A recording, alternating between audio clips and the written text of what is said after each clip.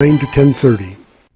Melissa from Michigan. I work an extra part-time job serving lunch at my child's school, but I still can't afford to put food on our table. Daniel from California.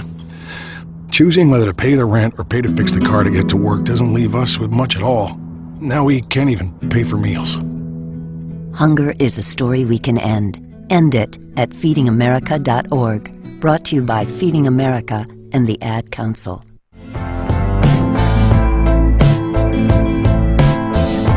Hi, everyone. I'm Scott Michlin. And I'm Megan Cullum. Inviting you to join us for our COVID-19 Community Information Program every Thursday. Each week, we hear from local experts, community leaders, and more. So join us Thursdays at 9 a.m. on Facebook, YouTube, and Twitter, and every afternoon at 5:06 p.m. on KSJE.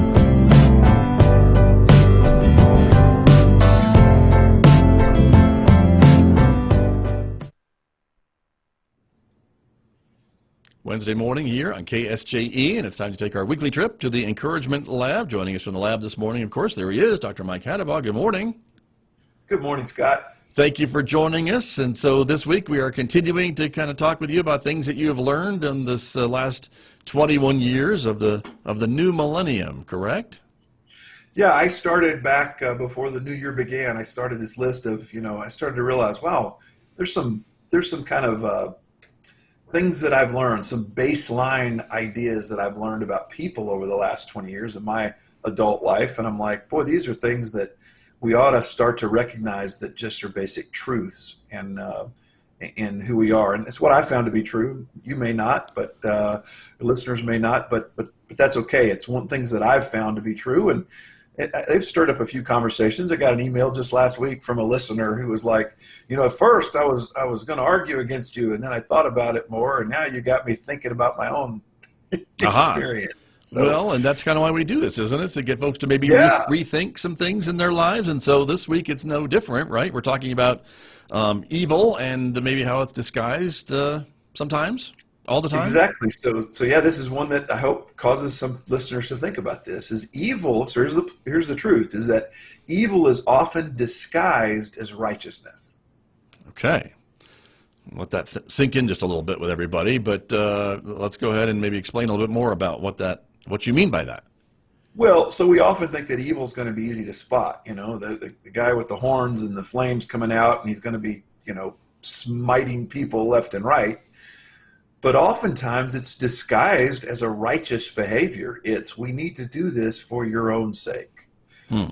We need to create this environment. We need to cause this event to happen.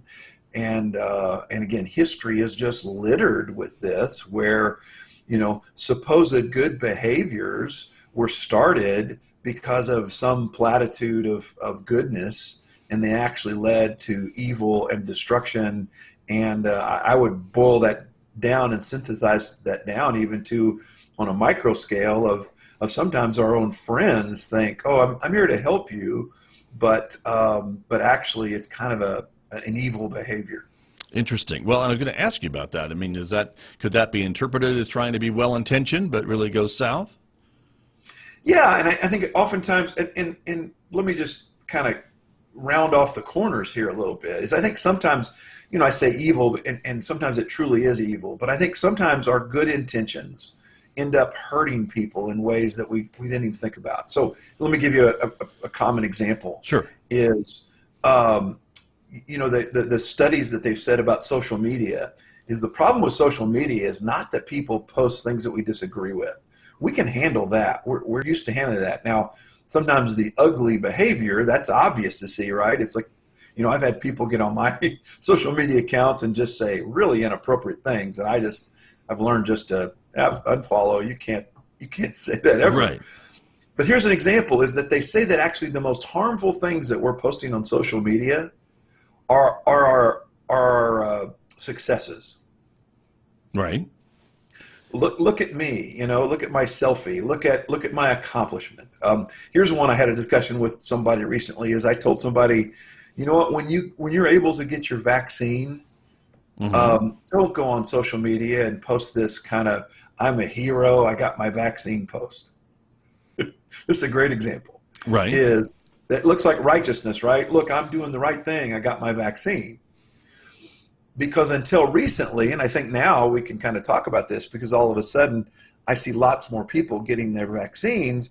But until recently, if you posted that and I have, or I have a family member, or I myself have a chronic health condition and I'm really concerned about catching the coronavirus and I haven't been able to get a vaccine, and I see you posting that you got yours, guess what? That's righteousness that can be a hurtful thing. It's like, wait a minute, I'd love to get one of those. Right. How come you got it? And so that's just a micro, Sure. kind of picture of that. No, I appreciate that. Why we say that. So again, I don't think most people post that going, I want to be evil when I post this. No. I just want you to see that that's the underlying behavior, and that oftentimes we as humans we're coerced into beliefs. There's been books and books and books and books written about all the people in Adolf Hitler's world that were coerced into believing that he was doing this and the people underneath him were doing this for good things, for good reasons. Right. Well, we need to do this because it's the science, it's the health, it's the belief. And that's where, it's funny. I see people from my world, I'm an ordained pastor who spent a lot of years teaching at a college. So I see people on the religious side saying this about the science side, and I see people on the science side saying this about the religious side. And it's like, do they not see that both sides can create an evil atmosphere where it looks like it's righteousness. It's like, oh, you need to do this because it's the right thing to do, but ultimately it could be used as an evil event. So that's basically what I'm trying to say here, is that always ask the question, is this really in the end going to be good, or is it possible that they could use this for evil? And I think sometimes that's true. Right. Well, and I think you made a good point about, even folks well-intentioned comments, posts, whatever, can be misinterpreted or interpreted differently that they were not intended, but it can cause more difficulties down the road. Yeah, I mean, and evil's, I think in a couple of weeks we're going to actually talk about how headlines are always emotionally driven. Okay. But so I use that word evil and realize there's a scale there, right? So it doesn't mean that everything is meant to be evil. It just turns out that way. Sure. Again, so like, man, I'm just trying to think of an example of this. So sometimes, we have like introduced, kudzu is a great example in the South. Right. People introduced kudzu in the South to stop erosion. And it worked a lot, really well. It really worked, but now it's killed so many of the indigenous plants in the area. Right. No. We wouldn't call that evil necessarily. I don't think the person that did it intended it to be that bad, but that's the consequence. Unintended. And that's what I think we need to realize, is that just sometimes, these events that we do that turned out to be what we thought were for a righteous cause ended up causing worse consequences than the righteous cause did. Something to keep in mind, that's for sure. All right, Dr. Hattabaugh, thank you very much. You bet. Thank you for being here. That's Dr. Mike Hattabaugh. He is with me every Wednesday from the Encouragement Lab right here on KSJE Farmington.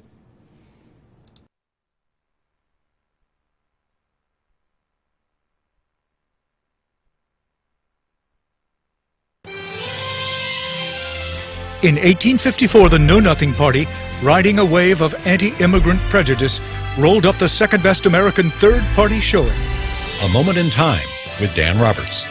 The United States is a nation of immigrants. Successive waves of aliens sought a